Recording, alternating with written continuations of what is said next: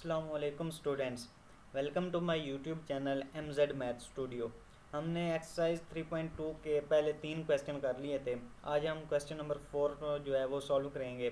Statement है कि verify commutative property of union and intersection for the following pair of sets.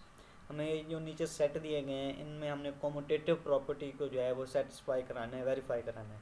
कोमोटेटिव property क्या होती है कि अगर हमारे पास कोई से दो सेट हैं ए और बी, हम ए यूनियन बी लेते हैं और उसके बाद बी यूनियन ए लेते हैं और उन दोनों का आंसर जो है वो सेम आता है, तो हम कहेंगे कि हमारे पास कोमोटेटिव प्रॉपर्टी ऑफ यूनियन है।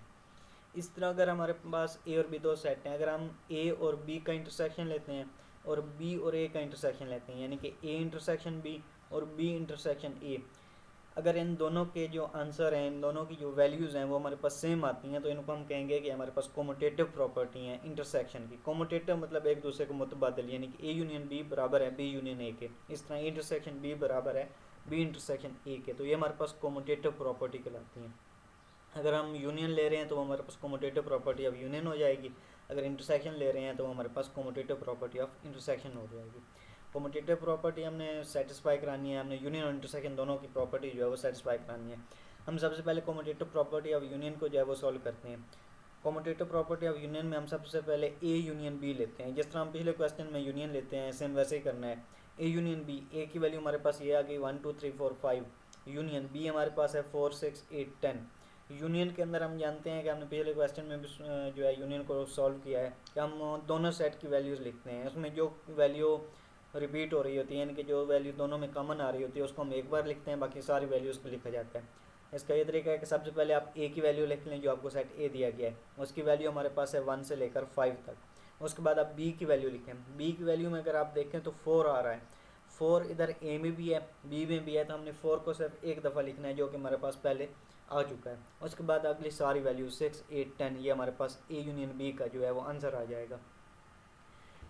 ए यूनियन बी में हमने सबसे पहले सेट ए को लिखा, उसके बाद बी की हमने वो वैल्यूज़ लिखनी है जो सेट ए में मौजूद नहीं है, यानी कि वो वैल्यू रिपीट नहीं हो रही। तो इसमें जो 4 है वो ए में भी है बी में भी है, तो इसको हम एक दफ़ा लिखेंगे, बाकी सारी वैल्यूज़ आ जाएंगी। ठीक है, 4 के अलावा बाकी सारी वैल्यूज़ आ जाएंगी बी की। अभी हमारे पास ए यूनियन बी आ गया। अब हमने कोमोटेटिव प्रॉपर्टी को सेटिस्फाई कराना है, तो अब हम बी यूनियन ए जो है वो फाइंड करेंगे। तो बी यूनियन ए में सबसे पहले आप बी की वैल्यू लिखें 4 6 8 10।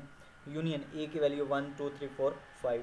अब यूनियन में क्या करते हैं, हम पहले सेट एडिटिव लिख लेते हैं, कंप्लीट सेट 4 6 8 10 ये हमारे पास एडिटिव आ गया। उसके बाद हमारे पास सेट ए है, इसकी हमने वो वाली वैल्यूज़ लिखनी है जो पहले रिपीट नहीं हो चुकी, यानी कि पहले नहीं आ चुकी। तो उसमें हमारे पास 1 2 3 ये आ जाएगा। उसके बाद ये जो 4 है ये हम नहीं लिखेंगे क्योंकि 4 जो है वो शुरू में आ चुका है। उसके बाद 5 आ जाएगा।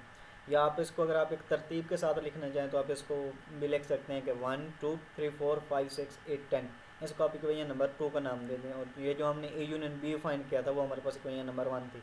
अब देखें ए यूनियन बी का आंसर और बी यूनियन ए का आंसर जो है वो सेम आ रहा है, तो इसका मतलब इसकी कोमोटेटिव प्रॉपर्टी जो है वो सेटिस्फाई हो गई, यानी कि ए यूनियन बी बराबर हो गया बी यूनियन ए के।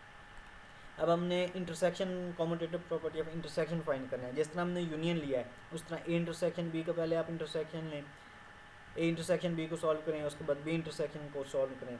अगर उन दोनों का आंसर सेम आता है तो हमारे पास कोमोटेटिव प्रॉपर्टी जो है वो सेटिस्फाई हो जाएगी। सबसे पहले हम ए इंटरसेक्शन बी लेते हैं। सबसे पहले आप ए की वैल्यू लिखें 1 2 3 4 5। इंटरसेक्शन बी की वैल्यू 4 6 8 10। आपको पता है कि इंटरसेक्शन में हम कॉमन वैल्यूज़ लिखते हैं, यानी कि जो सेट ए में भी आ रही हो सेट बी में भी आ रही हो तो वो हम इंटरसेक्शन में वैल्यू लिखते हैं। अब देखें 4 के अलावा कोई ऐसी वैल्यू नहीं है जो सेट ए में भी मौजूद हो सेट बी में भी मौजूद हो, तो इंटरसेक्शन बी हमारे पास 4 आ जाएगा। इस तरह जब आप बी इंटरसेक्शन ए फाइंड करेंगे तो सबसे पहले आप बी की वैल्यू लिखें 4 6 8 10। इंटरसेक्शन ए की वैल्यू लिखें, ए हमारे पास है 1 2 3 4 5। अब इसमें भी आप देखें तो इसमें कोई भी वैल्यू जो है 4 के अलावा दोनों में कॉमन नहीं आ रही, यानी कि 4 बी में भी है और ए में भी है, तो इंटरसेक्शन में हमने कॉमन वैल्यूज़ लिखनी होती हैं, तो 4 इसका आंसर आ जाएगा। देखें इंटरसेक्शन बी बराबर है बी इंटरसेक्शन ए के, यानी कि दोनों का आंसर सेम आ रहा है, तो ये कोमोटेटिव प्रॉपर्टी ऑफ इंटरसेक्शन जो है वो भी सेटिस्फाई हो गई। सेकंड पार्ट है एन और जी। ये हमारे पास सेट ऑफ नेचुरल नंबर और सेट ऑफ इंटीजर हैं, यानी कि हमें दो सेट दिए गए हैं। इनको हमने शो करना है कि हमारे पास कम्यूटेटिव प्रॉपर्टी को सेटिस्फाई करते हैं। सेट ऑफ नेचुरल नंबर आपको पता है कि वो सेट होते हैं जो 1 से स्टार्ट होते हैं, 1 2 3 4 5 अप टू सो ऑन। और ये जो सेट ऑफ इंटीजर, ये वो सेट होता है जिसके अंदर पॉजिटिव वैल्यूज़ भी आ रही होती हैं, नेगेटिव वैल्यूज़ भी, यानी कि 0 plus minus 1 plus minus 2 up to so on. तो इसको हमने एक तरतीब के साथ लिख लिया, यानी कि -4 -3 -2 1।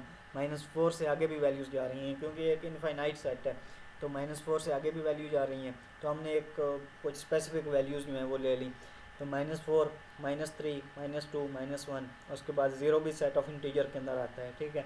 उसके बाद पॉजिटिव वैल्यू 1 2 3 4 और ये आगे चलती जा रही हैं। तो अब हमने इन पे जो है वो कम्यूटेटिव प्रॉपर्टी को सेटिस्फाई कराना है। तो सबसे पहले हम कम्यूटेटिव प्रॉपर्टी ऑफ यूनियन करते हैं, यानी कि एन यूनियन जी हम करेंगे। एन हमारे पास डिनोट करता है set of natural number, Z set of integers को। सबसे पहले आप एन की जो है वो वैल्यूज़ लिख लें, एन का सेट लिख लें 1 2 3 4 up to so on. Union set of integers -4 -3 -2 -1 0 1 2 3 4 up to so on. Union के अंदर हम दोनों सेट की वैल्यूज़ लिखते हैं, लेकिन हम इस बात का ख्याल रखते हैं कि कोई वैल्यू जो है वो एक से ज़्यादा मरतबा ना आए। तो इसमें आप दोनों सेट की वैल्यूज़ लिख लें। हम सबसे पहले सेट ऑफ इंटीजर की वैल्यू लिखते हैं क्योंकि हमारे पास माइनस में भी वैल्यूज़ हैं। तो -4 -3 -2 -1, उसके बाद 0, ये हमारे पास कंप्लीट सेट ऑफ इंटीजर आ गया। अब 1 2 3 4, अब ये जो 1 2 3 4 0 से आगे जो सेट जा रहा है, ये सेट ऑफ नेचुरल नंबर में भी शामिल हैं, सेट ऑफ इंटीजर में भी शामिल हैं। तो 0 से अगले यानी कि पॉजिटिव वैल्यूज़ जो हैं उनको हम एक मरतबा लिखेंगे, बाकी नेगेटिव वैल्यूज़ जो हैं वो सेट ऑफ इंटीजर्स की वो एज टिव आ गई। तो ये हमारे पास सेट जी के इक्वल आता है, यानी कि सेट ऑफ नेचुरल नंबर और सेट ऑफ इंटीजर्स का अगर आप यूनियन लें तो वो हमारे पास जी यानी कि सेट ऑफ इंटीजर के इक्वल आता है। इस तरह अगर आप जी यूनियन एन करें तो सबसे पहले आप जी यानी सेट ऑफ इंटीजर लिखें, union set of natural number 1 2 3 4 up to so on. जब आप इसको सॉल्व करेंगे, यूनियन के अंदर हम दोनों सेट की वैल्यूज़ लिखते हैं, तो सेट ऑफ इंटीजर की वैल्यू भी आ गई, सेट ऑफ नेचुरल नंबर की वैल्यू भी आ गई, ठीक है। तो ये भी हमारे पास जी के इक्वल आ गया। तो एन यूनियन जी करें या जी यूनियन एन करें तो हमारे पास जो आंसर आता है वो सेम आता है, यानी कि सेट ऑफ इंटीजर के इक्वल आता है जी के। अब हमने इंटरसेक्शन की प्रॉपर्टी सेटिस्फाई करानी है, कम्यूटेटिव प्रॉपर्टी, तो आप एन इंटरसेक्शन जी करें। जब आप एन इंटरसेक्शन जी करेंगे तो एन के अंदर सेट ऑफ नेचुरल नंबर वो वाला पहले सेट आप लिख लें 1 2 3 4 अप टू सोन, यानी कि चलता जा रहा है, इनफाइनाइट सेट जा रहा है। Intersection set of integer -2 -1 0 1 2 3 4 up to so on. Intersection के अंदर जो है वो हम कॉमन वैल्यूज़ लिखते हैं, यानी कि जो सेट ए के अंदर भी आ रही है और सेट बी के अंदर भी आ रही है। अब देखें, सेट ऑफ नेचुरल नंबर जो है वो 1 से स्टार्ट होता है। सेट ऑफ नेचुरल नंबर के अंदर नेगेटिव वैल्यूज़ नहीं होती, सिर्फ पॉजिटिव वैल्यूज़ होती हैं। सेट ऑफ इंटीजर्स के अंदर नेगेटिव वैल्यूज़ भी आती हैं, पॉजिटिव वैल्यूज़ भी आती हैं। तो सेट ऑफ इंटीजर की वैल्यूज़ जो 0 से ग्रेटर होंगी यानी कि पॉजिटिव वैल्यूज़ होंगी, वो इसका हमारे पास आंसर आ जाएगा। यानी कि 1 इधर भी आ रहा है, सेट ऑफ इंटीजर में भी आ रहा है, 2 सेट ऑफ नेचुरल नंबर में भी है और सेट ऑफ इंटीजर में भी है। तो ये हमारे पास 1 2 3 4 अप टू सो ऑन ये सारा सेट एज आ जाएगा। इस तरह जब आप जी इंटरसेक्शन एंड करेंगे तो सबसे पहले आप जी की वैल्यू लिखें, उसका इंटरसेक्शन लें सेट ऑफ नेचुरल नंबर के साथ।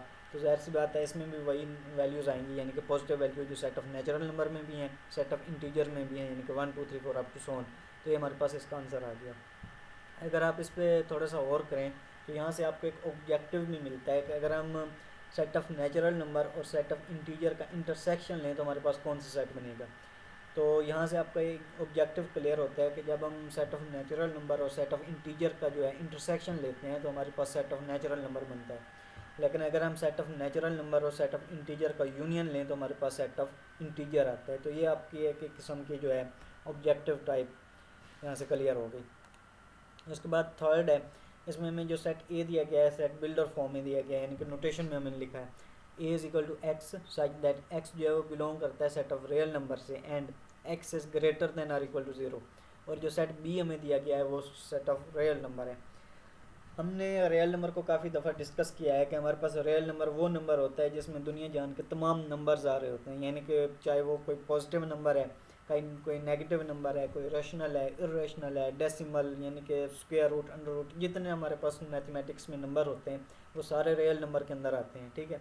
तो ये जो बी है ये हमारे पास रियल नंबर का सेट है, यानी कि बी के अंदर तमाम रियल नंबर आ रहे हैं, जितने भी नंबर हैं हमारे पास, चाहे वो पॉजिटिव हैं, नेगेटिव हैं, रैशनल हैं, irrational, square root, under root, वो भी सेट बी के अंदर आ रहे हैं। और जो सेट ए है ये भी बिलोंग करता है सेट ऑफ रियल नंबर से, लेकिन सेट बी में हमें कंडीशन दी गई है कि इसके अंदर जो हमारे पास रियल नंबर आ रहे हैं वो greater than or equal to 0 हैं, यानी कि वो 0 भी हो सकते हैं और 0 से बड़े भी हो सकते हैं, यानी कि पॉजिटिव हो सकते हैं, लेकिन 0 से लेस नहीं है, ठीक है, यानी कि -1 -√2 इस तरीके के नंबर नहीं है। जो सेट बी है वो कंप्लीट रियल नंबर है, यानी कि उसके अंदर तमाम नंबर, बी के अंदर तमाम नंबर आ रहे हैं जितने भी हमारे पास मैथमेटिक्स में नंबर होते हैं। लेकिन जो सेट ए है उसके अंदर सिर्फ पॉजिटिव नंबर आ रहे हैं, ज़ीरो या उससे बड़े पॉजिटिव नंबर, वो हमारे पास सेट ऑफ ए के अंदर आ रहे हैं। तो इसको हम सॉल्व करते हैं, कॉम्यूटेटिव प्रॉपर्टी ऑफ यूनियन हम अप्लाई करेंगे। ए यूनियन बी जब हम करेंगे तो सबसे पहले ए की value X I that X जो है वो बिलोंग करता है सेट ऑफ रियल नंबर से, and X is greater than और equal to zero. Union B हमारे पास सेट ऑफ रियल नंबर है। अब देखें जो आर है यानी कि सेट ऑफ रियल नंबर, ये ग्रेटर है इस ए वाले सेट से। ए के अंदर तो हमें कंडीशन दे दी गई है ना कि इसमें नेगेटिव वैल्यूज़ शामिल नहीं है, लेकिन बी के अंदर पॉजिटिव भी आ रही हैं, नेगेटिव भी आ रही हैं। तो ए यूनियन बी के अंदर हमारे पास जो सेट ए है ये आर के अंदर भी मौजूद है, क्योंकि आर के अंदर जो है वो तमाम वैल्यूज़ आती हैं, तो ए यूनियन बी हमारे पास आर के इक्वल आ जाएगा। ठीक है, इस तरह जब आप बी यूनियन ए करेंगे, आर यूनियन ए का जो सेट में दिया गया तो ये भी हमारे पास आर के इक्वल आएगा, क्योंकि आर के अंदर ये ए का सेट भी आ रहा है, क्योंकि यानी कि आर के अंदर जो है पॉजिटिव वैल्यूज़ भी आ रही हैं, greater than or equal to zero, और लेस देन ज़ीरो भी आ रहा है। तो ए यूनियन बी के अंदर हमारे पास set of real number R आ जाएगा। तो ए यूनियन बी आप करें या बी यूनियन ए करें, उनका आंसर हमारे पास सेम आता है। अब इंटरसेक्शन की प्रॉपर्टी है कि ए इंटरसेक्शन बी करें तो एक्स साइड दैट एक्स जो है वो बिलोंग कर रहा है सेट ऑफ रियल नंबर से, and x is greater than और इक्वल टू ज़ीरो इंटरसेक्शन और। इंटरसेक्शन में हम वो वाली वैल्यूज़ लिखते हैं जो दोनों सेट में आ रही हूँ, यानी कि उन दोनों के अंदर कॉमन आ रही हूँ। अब देखें सेट ऑफ रियल नंबर के अंदर ये वाली वैल्यू मौजूद है कि एक्स इज़ ग्रेटर देन और इक्वल टू ज़ीरो, और सेट ए के अंदर भी ये वैल्यू आ रही है, तो इसके इंटरसेक्शन में हमारे पास यही सेट ए आ जाएगा। यहाँ पर मैंने ए लिखा है, यहाँ पर आप लोगों ने ये पहले पूरा आंसर जो है ये लिखना है कि x size that x belong करता है सेट ऑफ रियल नंबर से, and x is greater than और इक्वल टू ज़ीरो।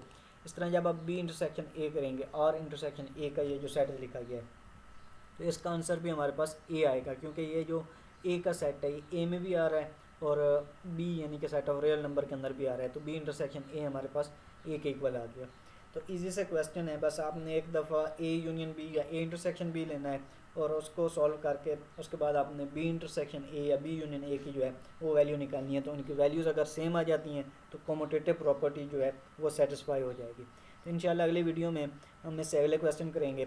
तब तक के लिए अपना ख्याल रखिए। अल्लाह हाफ़िज़।